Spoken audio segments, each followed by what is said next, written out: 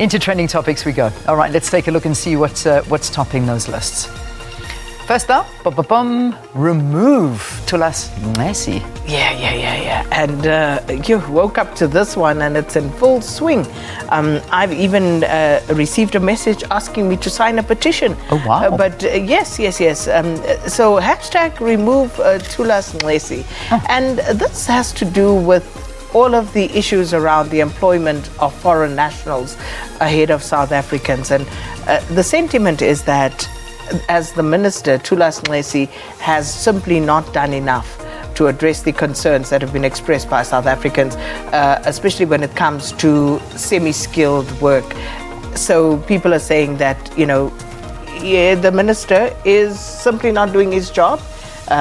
Many have called him useless on that poor platform and said he must go. So that's why hashtag remove Tlali. Yeah, I'm reading a couple of the tweets and it's not a pretty sight, I have to say. I mean, it's quite difficult to read them. I imagine if the minister wakes up and starts reading these, I don't think he'll be too happy.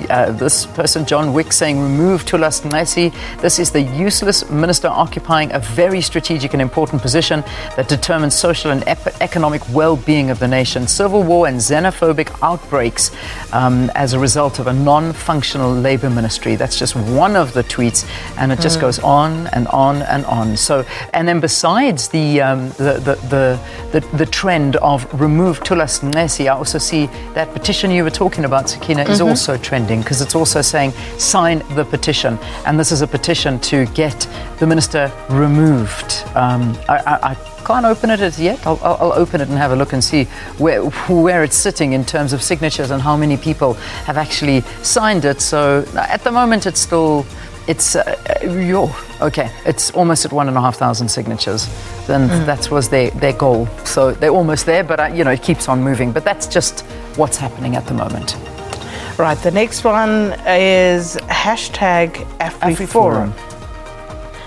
So AfriForum was very much so along the lines of this national state of disaster, that they wanted this, of course, I think along with a lot of other South Africans were wanting this to go. But it is now, so it says basically this is their what they are saying is that AfriForum says government has no plans of giving up the powers they grabbed under the guise of an emergency.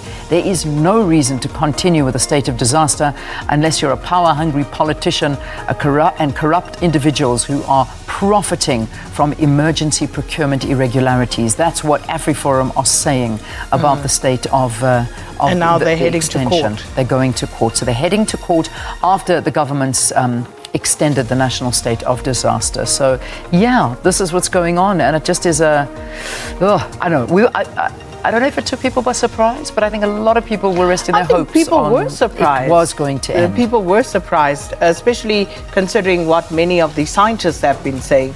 I think that did come as a bit of a curveball yesterday. Yeah, we're going to be talking about that in the next hour. In fact, we've got Professor Alex van den Heever. He's our guest, so we'll be talking more about that. Yeah.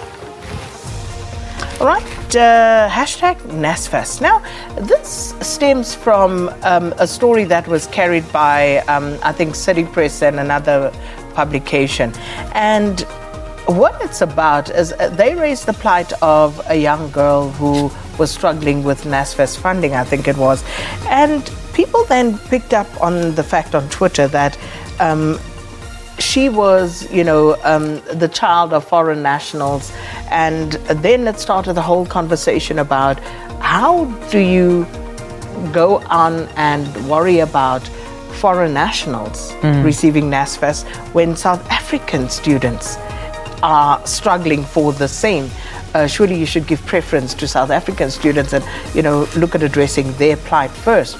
So this was in the main, what was going on around the hashtag Nasfest. So talking about the fact that once again, like on the employment fund, South Africans are once again seemingly expected to take a back seat when it comes to things that ought to benefit South Africans first. All right, so that's a big one. And yeah, and just to read one or two of the tweets around this, children of immigrants excluded from tertiary education, and one of them saying, so now Nasfest must pay tertiary fees for immigrants when they're already financially embattled and cannot fund the education of South Africans. I'm convinced South African journalists and human rights organizations are high. This is from somebody called Sinclair writing into this. So, yeah, one of the media houses which is part of the worst, and South Africa ground up with its journalists being foreigners. In this story, they accuse government of denying foreign kids Nasfest because they are not citizens or permanent residents. So it's just something that is being spoken about and not happy at all.